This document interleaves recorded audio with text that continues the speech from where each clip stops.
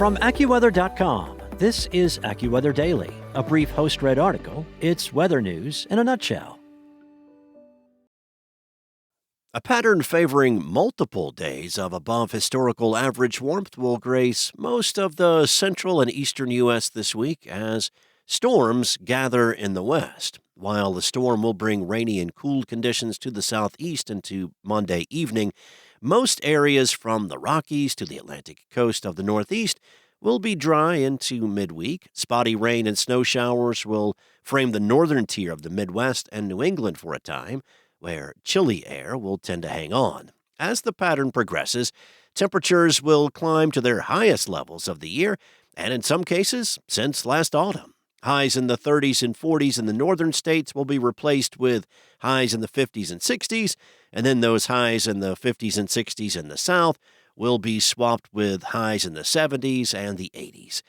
In some places, there will not have been such a stretch of days with double-digit above-average warmth since the last week of December. The extended break in the weather will allow plenty of opportunities to get outside and get some fresh air. A gradual thaw without heavy rain is what is needed to reduce the snow cover in the northern tier of New England and adjacent Canada to avoid major flooding problems.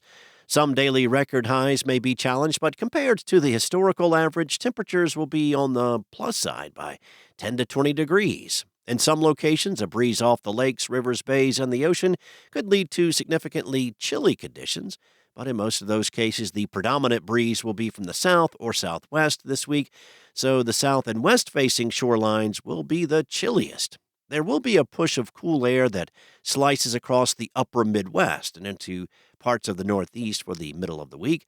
This will either stop the warm-up or maybe reverse it for a day or two. The breezes can also lead to a common problem in the early spring season, the risk of brush fires. Even where it has rained recently, breezes can quickly dry out dead grass and leaves to the point where they can easily catch on fire. Care should be taken when using outdoor power equipment, grilling, or parking on grassy or high brush areas. As a potent storm from the Pacific pushes well inland, severe weather will ramp up significantly over the plains and Mississippi Valley. Regardless of thunderstorm activity, stiff winds from the massive storm system will further increase the risk of wildfires. Along with the spread of spring fever in the coming week, AccuWeather meteorologists remind gardening enthusiasts to respect the time of year and potential for frost when considering planting or purchasing sensitive plants for the outdoors.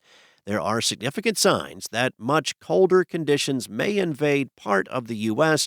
during the second half of the month, courtesy of a weakening polar vortex, which has been relatively a non-player this winter. That's all for now. You can find more stories and regional forecasts at AccuWeather.com, and for your local forecast at your fingertips, download the AccuWeather app.